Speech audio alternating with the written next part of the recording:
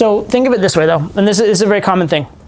So you're at point A and you're trying to go to point Z, or we'll call it point F, because we all know what we're actually after, right? So okay, so point A to point F, right? Now, at that moment when you don't know what to say, there's literally an infinite amount of things you could say, right? But there's only a very small percentage of those things that move in the direction of point F, right? So if you are going to pick something at random, or you're going to pick some things you don't know what to say, at least pick something that moves it in this direction. Because if you are going to fail or falter or stutter, at least stutter and stammer towards the right direction. So you come to this moment where you're like, oh God, I don't know what to say. You know what? There's part of me that likes you and part of me is not so sure. That's going to fill that void very well the majority of the time. Or you come to a moment you don't know what to say. You know what? I'm not so sure you and I are going to get along. It's a canned line, but in that moment where you ran out of things to say, it actually works really, really well on a regular basis, right? You could do a bunch of other canned ones. So tell me, are you just a charming girl that talks to cute boys, or do you have something going on in your life? Right? There's a million different things like that could be canned things you could say, right? But what's the thing they have in common? They're all premise, and they all have some amount of teasing in them. So if you run out of things to say, throw in any teasing premisey line you know.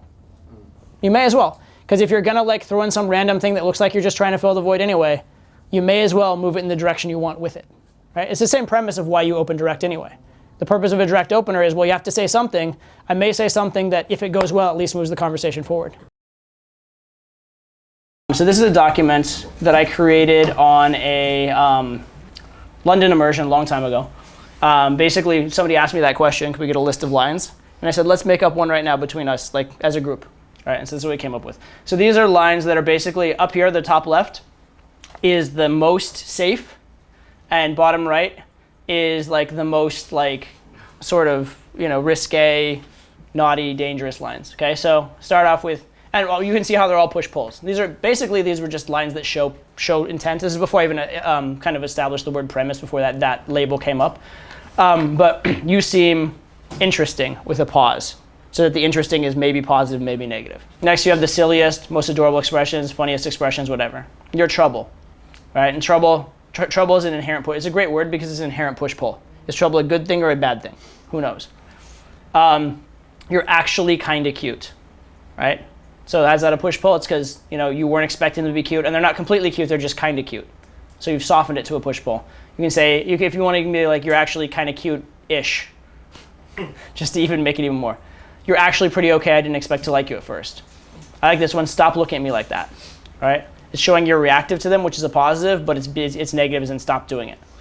I'm going to pretend you just didn't just say that because I'm enjoying liking you. You'll never get in my pants if I keep doing that, or if you keep doing that. It's funny. Damn, please stop being so cute. I'm not going to sleep with you tonight. Sorry, can you repeat that? I was too busy objectifying you to listen.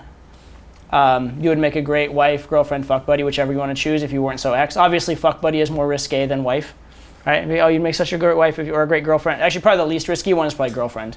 Right? You'd make such a great girlfriend if you weren't. But if you go, oh my God, you'd be the greatest fuck buddy if you didn't just have feelings and shit. I kind of want to have breakfast with you. I kind of want to make you my San Diego. I have to ask you something that's really important. Do you sleep on the right or left side of the bed? Trying so hard not to do something naughty to you right now, and then I want you inside me, which I mentioned the other day. That's kind of a funny line.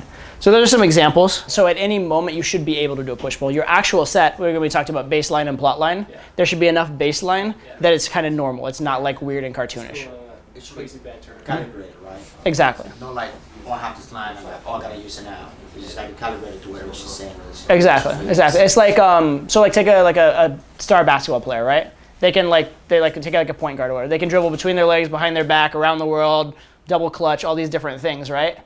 But if they're dribbling down the open court and there's no opponent in front of them, they're not doing that just to do it, right? They just do it when it's necessary. They do it they'll throw one quick move and be past someone. They don't do 6 moves when one would work. Does that make sense? Yeah. It's the same thing, right? You do the move when necessary, and then you get on to playing normally. You get on to doing what's efficient otherwise.